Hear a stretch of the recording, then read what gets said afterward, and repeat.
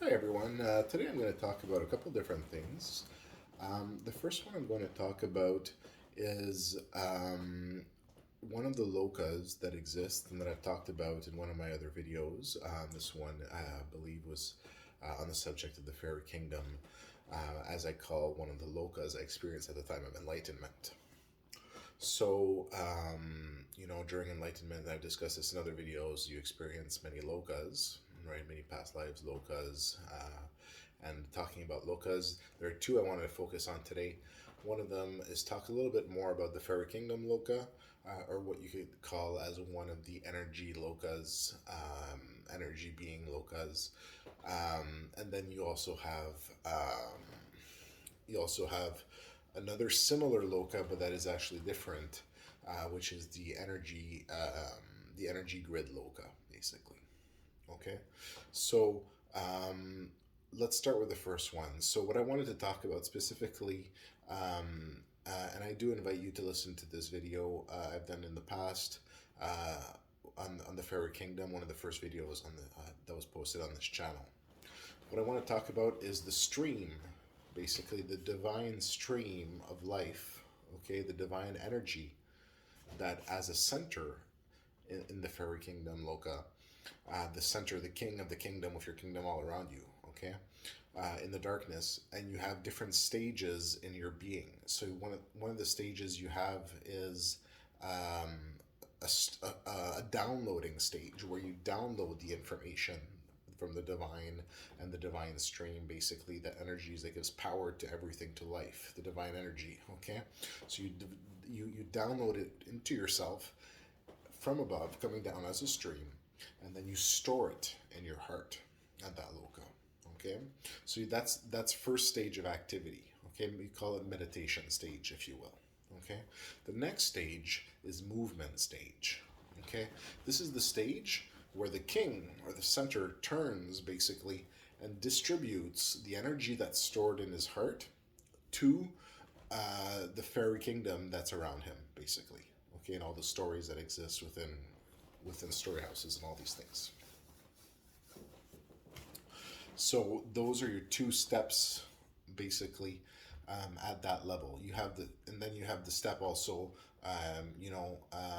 That's basically your two main steps. Okay, and then I guess you have what you would do, I guess, when you're resting in a way as well. Okay, but your rest is basically your download stage.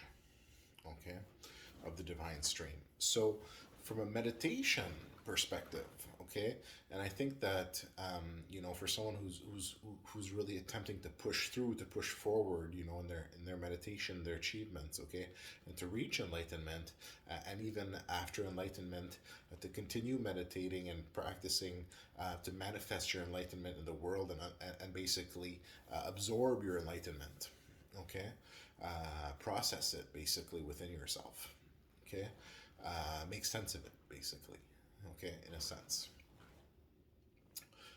become one with it, in harmony with it, okay. So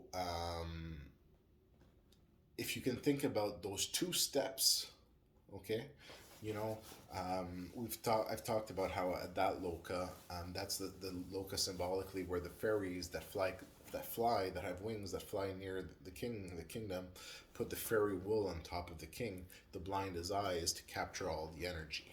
Okay, so if you can basically meditate on those two stages of what happens at that loka, okay, you can work towards a breakthrough, basically, of understanding that loka, um, or ripping off that gray film that blocks your eyes, okay, and being conscious of that as you meditate, okay, and visualizing it in the way that I've described it, you know could help you in your practice, because if you can basically meditate on something that has been confirmed to be true, okay, but that is beyond your understanding, going beyond your understanding again to get to that thing, right? Or right, it's progress, and you could have a breakthrough.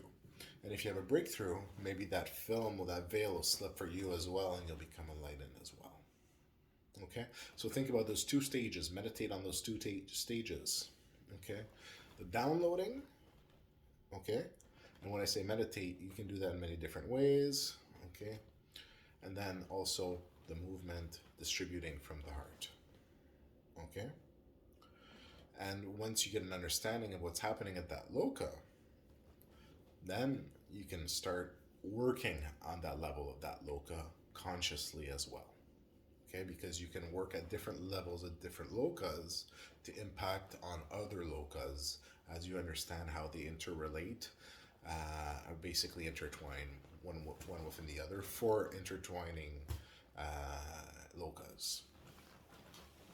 Okay, um, the stream itself. What is the stream that you download during the meditation stage? The stream is basically, and here there are different ways of conceptualizing it. Okay, you can see it as there's a center where the energy comes from. Okay, basically a steady supply to the energy. Okay, and then you have centers that are basically downloading the energy and then going into the activity stage, then downloading the energy, and they're downloading it from somewhere. But you have a center from which the energy comes. Okay, then you have a fountain effect. Okay, like a fountain that's going up, and the drops fall in different places. Okay, so you absorb the what's coming to you without being directly connected in a sense to where it's coming from. Okay, and there's reasons for that as well. There is another way of seeing it. Okay, and this is basically the row, and it's basically very similar. It's another way of seeing it. Okay, the row. So you have the center. Okay, which is energy, which is the where energy comes from, and then you have those that surround the center, closest to the center, which are directly connected at all times to the energy, and then you have those that are connected to them. So the center is no longer connected directly to everyone, but connected in a sense to those who would always have the energy. Okay, what do we call those who always had the energy? We could call them Shris or enlightened ones. Okay, that's a way of seeing it. Because when you're enlightened, it basically means that your window lights up and it gets energized. Cool. Okay, you get activated, energized. It stays lit. Okay. Now we also have the loka of the energy field. So in this loka, this is interesting loka because in the fairy kingdom, when I experienced that loka, you have darkness in between kingdoms, right? That can be bridged, whether it be by fairy with wings that has a direction and finds someone, right? But very closely related is the energy grid loka. So in this case, same thing, the darkness everywhere, right? Okay, and the energy is the divine energy that powers everything. In this loka, it's interesting because in the experience of this one, you actually see how cities formed, how different centers, okay, or kings basically, all got together to create basically groups or organizations. Okay, and groups is a better term maybe. And groups, for example, give an example, nations. Okay, and you actually experience how everyone gets all the centers get together with the light, all the energy, and then everyone interacting one with the other and everybody looking for more energy. Okay, and then and then during that experience you actually go back and you see a fence and you have the name of the nation, for example. Okay, and everyone behind it. That's like associate that with actually with a little gate, a fence, a gate, and on top of the gate there's the name. Okay, now this is something that I experienced at the time of enlightenment. Okay, where does the energy come from? Okay, this is curious. Like the center itself, where does the energy come from? And in that loka, as you can see, the energy comes from what you would call from a center that's become like a Shiva lingam. Okay, like a lingam basically. And you could call that the first lingam, the energy lingam. The energy lingam is a better term. Okay, and the energy lingam Um, Imagine a huge complex around it, all in movement and motion and everything, and it's all the purpose of of that complex at that loca, which doesn't have the download. It's energy that's traded basically, or moved around by technological means. Okay, that's the difference with the fairy kingdom loca. Well, then all the energy comes from the lingam, and basically all around it's a huge complex, immense. And then basically a transport hub where all the energy is transported out of that complex to everywhere. So it always runs on the same principles, pretty much from what you can see in Logas energy. Okay, and what is energy? Energy is basically um, divine energy. Okay, understanding that there's different ways of seeing energies in different locales. Okay, um, so that's a little bit more about locas at that level. Um, did I want to go deeper into those? Um, yes, I will. There's always a competition, if you will, for energy. Okay, and this is a theme that's been recurring. Okay, on many lokas, there's never enough energy. Okay, for every all the stories in the fairy kingdom, all the fairies, all that, and story houses, and then there's never enough energy for all the new people that are coming and stuff like that. So that's basically a story within the lokas that there's never enough energy. Okay, and it's the same thing at different locas. At the system view loca that I've described in some videos. It's the same thing. Everybody's looking for that empowerment, that energy. To be put priority essentially within the system. Now, things are a bit different. Okay, so what's different now is that with my greater understanding of how to work at different locas, okay, um, after having processed enlightenment within myself, basically, for many, many years, okay, um, basically, what I did is I started experimenting at the level of the Fairy Kingdom Loca, the download that comes to people to basically increase the amount, the band basically of the download. Okay. And this is something I wanted to talk about very quickly. In some pictures of saints and stuff like that, we see like a light halo like that, right? Okay. Well, this is like a circular download that comes down, So take that halo like that, put it like that, and it's coming down like that. Okay. Letting you up in that loca. So, I think I just lost my train of thought here. Give me a second. Okay, we were talking about the locas, we were talking about the downloads, we were talking about the halo. Okay, yes, the energy. The energy. So basically, what I worked at is basically augmenting the flow of energy download for everyone. Okay, so this is something I can actually see. Okay, I can actually look at individuals on the street and see basically how much energy they're absorbing at any given time. Okay, because here at this loca, it's not two-step like that. Okay, because this loca, as I described, is a loca that's basically seeing through blinded eyes. Okay, but it's important to understand that you can still see through this loca that energy that's coming through.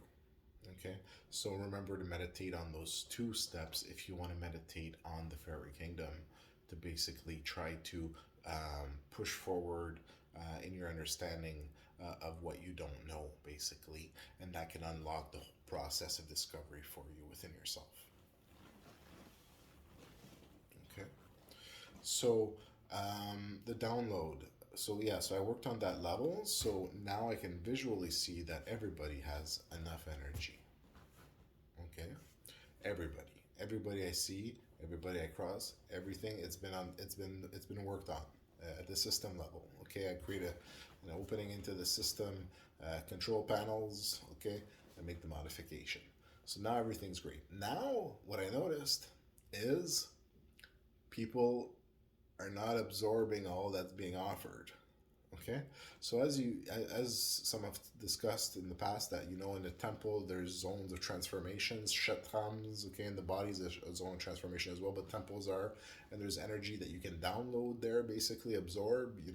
Well, that energy is with everybody, everyone, in a great amount. Okay, coming from that download at that loka, which is connected to this loka. Okay, and what happens is when you download, well, you need to augment your capacity to receive. Okay, and there's people in the past who have used that terminology as well. Okay, you have to widen your capacity to receive, and that's what I noticed, and that's where the practice comes in. Okay, so the energy, everything's there, everything's basically waiting for you. Okay, it's waiting for you there. you know I've talked in the video about the Fair Kingdom about how Guru basically brings the light. Okay, removes the darkness. Okay, well, when you're blinded like that, and you don't have knowledge of enlightenment, okay, that comes with enlightenment, and you're not enlightened, well, you're in the darkness in a sense. Okay, so my goal essentially is to get you enlightened. That's pretty much what it is. Okay, so that's why I do all these videos and all that, and share all this information, so that I can get you enlightened. My next goal: end war on Earth and everywhere, okay, through a no attack alliance that everybody joins, and anybody who's attacked within defends us, but you never attack anyone ever again. Never. That's the condition for being part of the alliance. And I'd like to see universal income also done. Now, these are things I can't do. I can't do these things alone. We have to do them all together, but these are things I'd like to see. Okay? But when it comes to your personal enlightenment, I'm here to give you the tools, the knowledge, little techniques to help you in your practice to move forward, so that you can become enlightened. And then I can get you to do these YouTube videos so I can lay back and relax.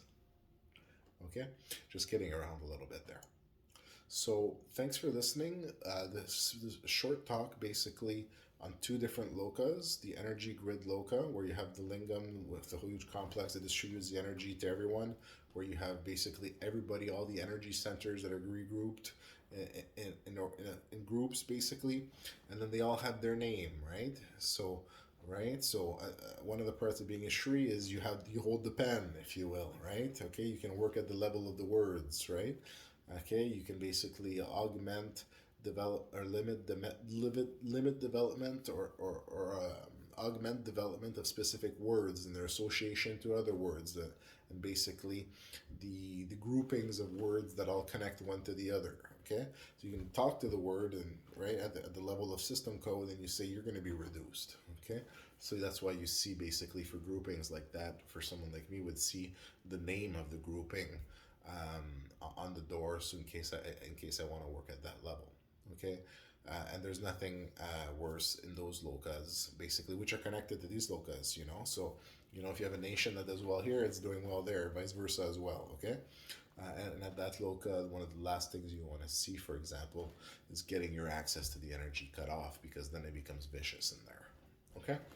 So, because you need that energy at that loka to survive.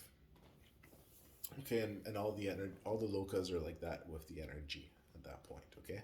In this case, in our physical loka, okay, I guess what you could consider energy in that sense would be more than food and water, which sustain you. Okay, that's sustenance. The energy is giving life, but sustaining life as well. So in those lokas, you could say that it also comprises what we would call sustenance. Okay, it's sustenance, but also thriving. Okay, and like existing. Okay, so yeah, all right, and it's not replaceable with something else. Okay, you don't have a choice. I'm going to eat this kind of energy or this kind of energy. It's not really eating energy, it's that the energy is giving you life. It's the energy of life. Okay, and you have to do some pretty bad things to get cut off from that. That's pretty rough. Okay, because no one wants to cut anyone off. But those are things that can be done at higher levels of yoga. Okay, so when you're talking about different lokas, many different lokas, and I'm sure I might have the opportunity to discuss different ones in the future. For this talk, let's limit it to those two. Talked a little about yoga, talked a little bit about what I like to see in this world, universal income, an end to conflict, war, aggression, attacking people from everyone. And if we could see something like that in the world, I think we'd be in a pretty good place, wouldn't we? We also have to protect our freedoms. Freedoms are very important. Rights, rights are very important. Human rights, all these things, all very important. But let's end poverty. Let's go for prosperity, and let's end conflict, and let's go for peace everywhere, even at the level of individuals. You know, even you're talking about going out to a restaurant and there's a fight or something at a bar or something like that. That ends too. You know, it's enough. It's time for people to make their personal commitment. And if you make a mistake, to atone for that mistake. Okay, just maybe I'm ranting a little bit there, but I think it's important to kind of emphasize those points, and why not use this means to do so. Thanks very much for listening. Have a good day.